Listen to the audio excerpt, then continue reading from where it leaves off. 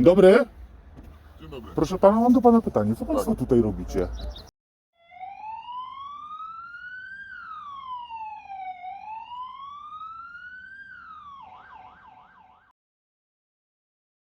Zanim przejdziemy do głównego tematu tego odcinka, to krótko odniosę się do, jak się okazało, bardzo wielu komentarzy pod filmem z odmową legitymowania, które dotyczyły pewnej formułki.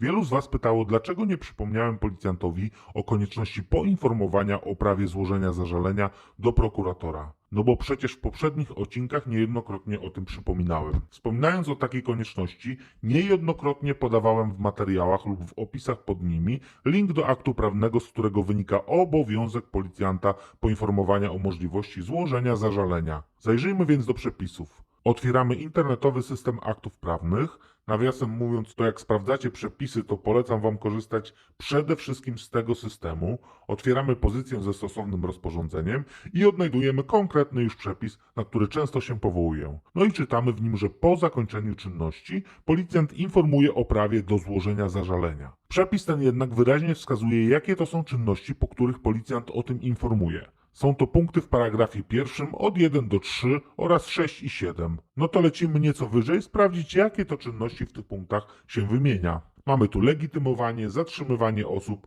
pobieranie odcisków i wymazów, żądania niezbędnej pomocy i zwracania się o taką pomoc do podmiotów i osób wymienionych w przepisie. W przypadku ostatniego filmu do legitymowania nie doszło. Nie doszło także do tych innych czynności wymienionych w tych punktach, a zatem ten przepis nie nakłada na policjanta obowiązku informowania o możliwości zażalenia w sytuacji, w której się znalazłem. Oczywiście prawo do zażalenia na różne czynności istnieje, natomiast czym innym jest prawo do zażalenia, a czym innym jest obowiązek informowania o tym prawie i jak widać, nie w każdym przypadku spotkania z policją taki obowiązek informowania będzie istniał. Natomiast istnieje on w sytuacji, gdy do legitymowania dochodzi. Przechodzimy do głównego tematu naszego odcinka, a więc dawno już zapowiedzianego pomiaru prędkości przez policję, który najdelikatniej mówiąc pozostawia wiele do życzenia. Jak zapewne wiecie, niedawno ponownie zmieniły się przepisy z prawa o ruchu drogowym, a mianowicie m.in. zaostrzono kary pod względem wysokości mandatu oraz pod względem ilości punktów otrzymywanych za wykroczenia. Wprowadzono 2-letni okres, po którym kasują się punkty,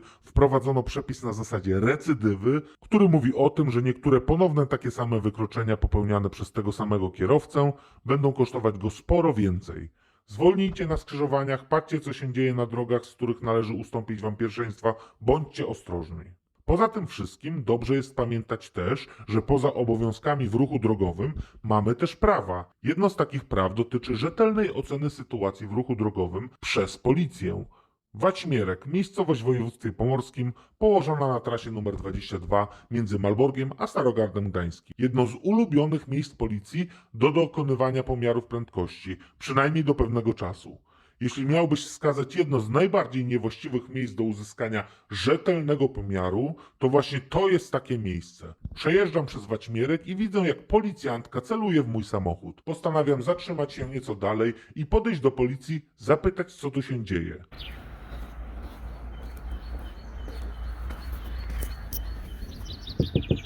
Dzień dobry. Dzień dobry. Proszę pana, mam do pana pytanie. Co państwo tutaj robicie? Mamy, proszę pana, tutaj w tym miejscu pomiar prędkości. Pomiar prędkości, ale państwo nie wiecie, że w tym miejscu nie wolno mierzyć prędkości? Proszę pana, można, warto. A ja panu powiem dlaczego. Tu jest zakręt, a tu jest wzniesienie. To urządzenie będzie przekłamywać. Będzie pokazywać inną długość toru jazdy, na podstawie innej długości toru jazdy będzie jeździć. Proszę pana, koleżanka mierzy właśnie, wszystko jest zgodnie z instrukcją. No właśnie nie jest, proszę pana, ponieważ na zakręcie tymi urządzeniami jest na zakręcie. No ja widziałem, jechałem w tę stronę, i widziałem, że pani mierzy w tę stronę. No nie wolno mierzyć do prędkości. Czyli na zakręcie takim można mierzyć. Proszę pana, Nie ma, ale proszę pana, pan rozumie, że laser mierzy po prostej, a tu jest łuk. Będzie, po prostej, tak. no i będzie tutaj po łuku jazda, a on pokaże, że krótszą drogę samochód pokonuje. Nie, w tym miejscu jest okej, robi wszystko zgodnie z instrukcją. Czy ma pan jeszcze jakieś pytanie? Nie, dziękuję panu serdecznie. Uważa pan, że wszystko jest w porządku, mimo że to jest zakręt i tutaj jest wzniesienie. Proszę pana, to jest pojęcie względne, wszystko tutaj jest. Jedna prostka, druga prostka, jest wszystko tu. Naprawdę. Dziękuję panu serdecznie, miłego dnia życzę. Dzień dobry, tylko jakie to jest urządzenie, chciałbym się zapytać? A już widzę, 100 LR. Wszystkiego dobrego. Pani wie, że tutaj nie wolno mierzyć. Tu jest zakręt, a tu jest wzniesienie. O, kogo to obchodzi, nie? Mówię pani, na zakręcie nie wolno tym urządzeniem mierzyć. Bo jest łuk i oni jadą po Ale kogo to interesuje, nie? Jak słyszeliście policjanta, wzniesienie jest pojęciem względnym, jest jedna prosta, druga prosta, jest wszystko ok.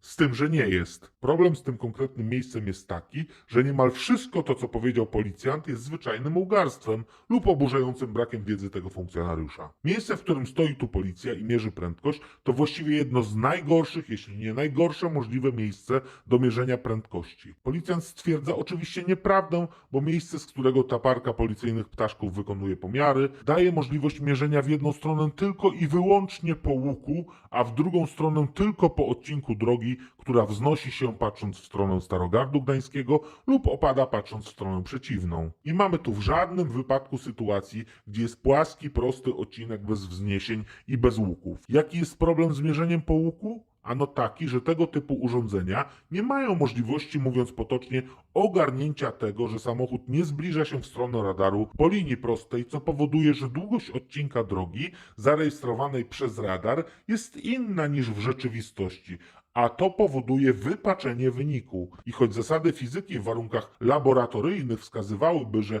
wskazana wartość prędkości na radarze będzie mniejsza niż w rzeczywistości, no bo radar wziął pod uwagę krótszą drogę niż ta przebyta przez mierzony samochód, to jednak nie zmienia to faktu, że niezwykle problematycznym staje się fakt karania kogoś na podstawie wartości uzyskanego pomiaru, która to wartość nie odpowiada rzeczywistości. Podobnie jest ze wzniesieniami. Kąt natarcia promienia laseru w trakcie mierzenia na odcinku drogi opadającej w kierunku mierzącego zwyczajnie musi się zmieniać, co znowu powoduje wypaczenie wyniku, bo ponownie nie będzie możliwości w danym momencie zmierzenia rzeczywistego odcinka drogi, jaki pokonał samochód, którego prędkość mierzono. Jeśli zatem mierzono wam prędkość, kiedy jechaliście na łuku lub na wznoszącym lub opadającym odcinku drogi, to macie solidne podstawy do tego, by twierdzić, że prędkość wskazana przez radar nie będzie rzeczywistą prędkością waszego samochodu. Do tego należy dodać, że takie urządzenia mają określoną skalę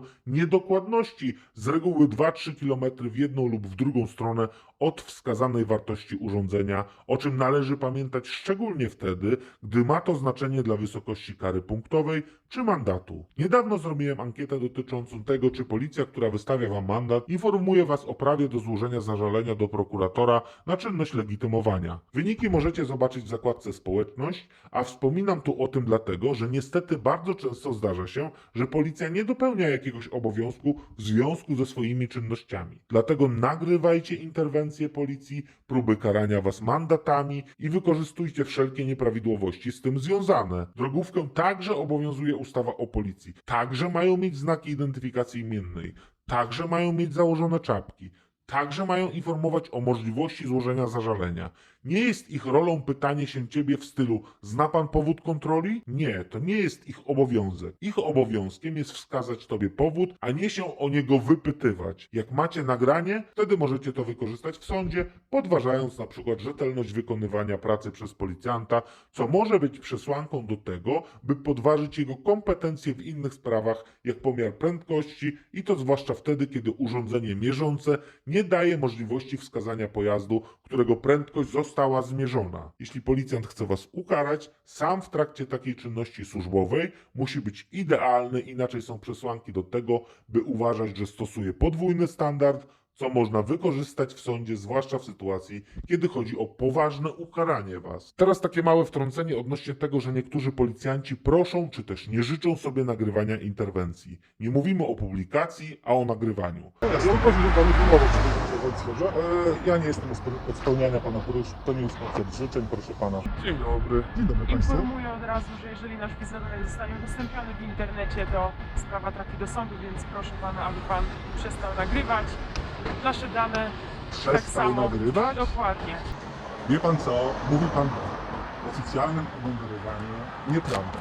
Może pan wyłączyć tę kamerę? Nie mogę wyłączyć. Samo to już powinno być zastanawiające dla nagrywającego, gdyż to właśnie policja przecież próbuje mieć jak najwięcej dowodów w różnych sprawach, które prowadzi, ale niektórzy z tych policjantów, prowadząc interwencję wobec nagrywającego, nagle stosują tak jakby inny standard niż ten, do którego sami dążą w różnych innych sytuacjach. Jak policjancie robisz wszystko zgodnie z przepisami, to nagrywanie ciebie jest dla ciebie czymś pozytywnym w kontekście wykonywania przez ciebie czynności. Miejcie oczy otwarte na drogach, poruszajcie się zgodnie z prawem, ale nie dajcie się robić w konia w różnych takich sytuacjach. W razie potrzeby wykorzystujcie wszelkie uchybienia, macie do tego prawo. Wracając do sytuacji z policją, w której zwróciłem im uwagę na problematyczne miejsce mierzenia prędkości, to miałem taki plan, że jak jeszcze raz tam ich zobaczę, a kilka minut po tej rozmowie się stamtąd zwinęli, to będę zwyczajnie zatrzymywał się i reagował. Od nagrania tej rozmowy minęło grubo ponad rok, a ja i moi bliscy znajomi, mimo częstych przejazdów tamtą trasą,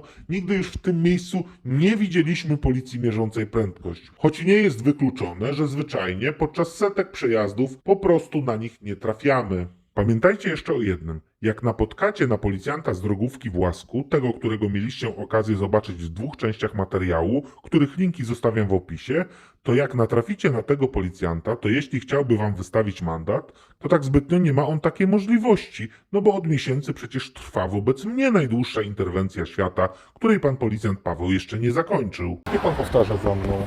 Ma pan prawo do złożenia zażalenia do właściwego miejscowo prokuratora. Niech pan powtarza. Ja jeszcze nie skończyłem.